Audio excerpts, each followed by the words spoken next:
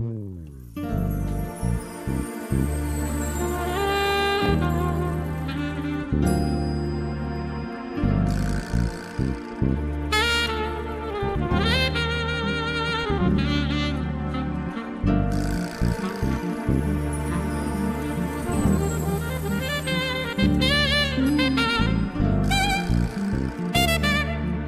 is chapter 41 from Soul of a Black Cop, entitled Ghost of America's Conscience.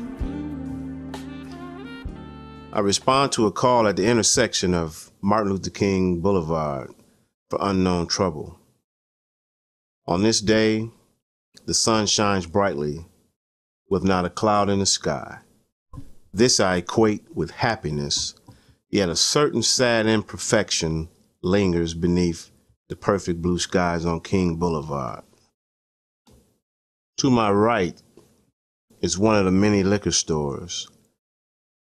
Painted on the wall of an abandoned structure next to it are the images of Martin Luther King Jr. and M.L. King side by side. Why must a street plagued with so much vice be named after Dr. King? I know this is not the dream he had for America. Finally, I reach my destination. I find a black man wearing all white, standing in front of his small apartment. His head is shaved and his beard is neatly trimmed.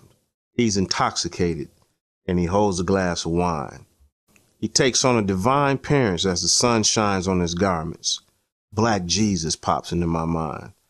I have encountered this man many times. He's an unemployed ex-con on medication for mental illness.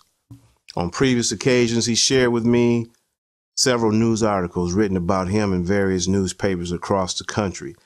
Some refer to him as a prison intellectual who many times was punished by the prison system for being outspoken about the realities of prison life. He's published articles on prison life and wrote book reviews for several newspapers. I know this man is as intelligent, if not more, than many of the so-called important people in the community. On this day, he's called the police because he's bothered by his surroundings.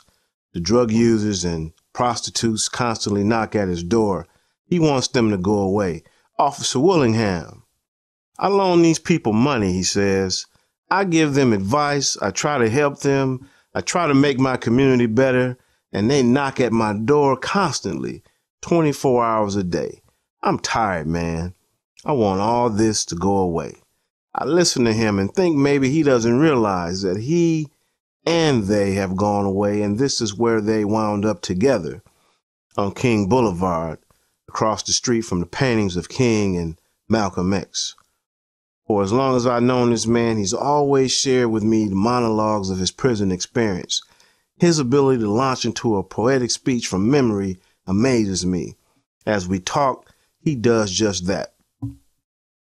When I finally leave prison, there will be no turning back for me. No looking over my shoulder for a final glimpse of the misery and degradation that I've just abandoned. I've encountered many experiences that I can never forget or forgive. I surrendered my youth to the dangers of the prison society.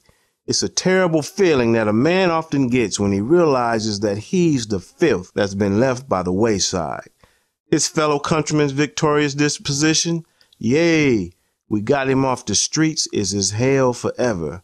The days are extraordinarily long and the nights are bitterly lonely. If this is my station in life, I don't want anything to do with it. I have failed. I have lost my task of being worthy of my fellow citizens' respect and consideration. I'm always left to deal with this reality in isolation where no one shall see my profound despair. I want to live the life of a man. Responsibility, accountability, credibility, and integrity are the call of the day. I accept full responsibility for my crime.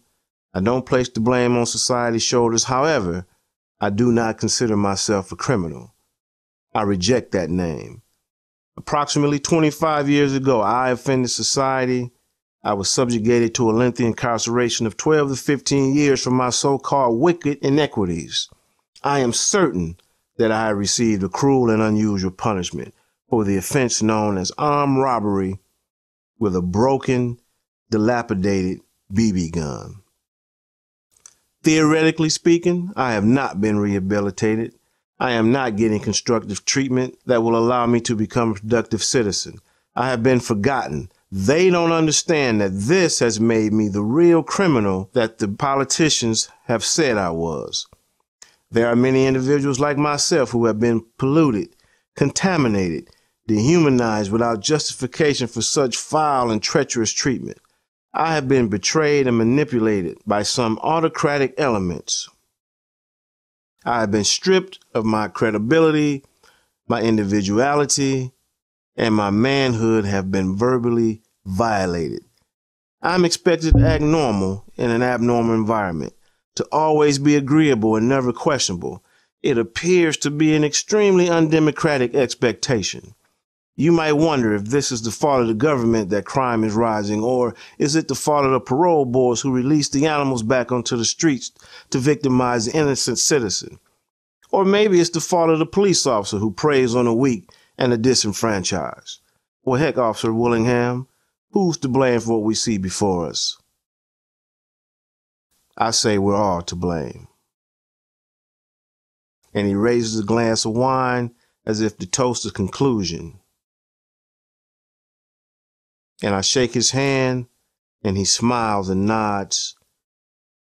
He seems to feel better because I've listened to him as I drive away. But I can't help but think that more people should hear what he has to say.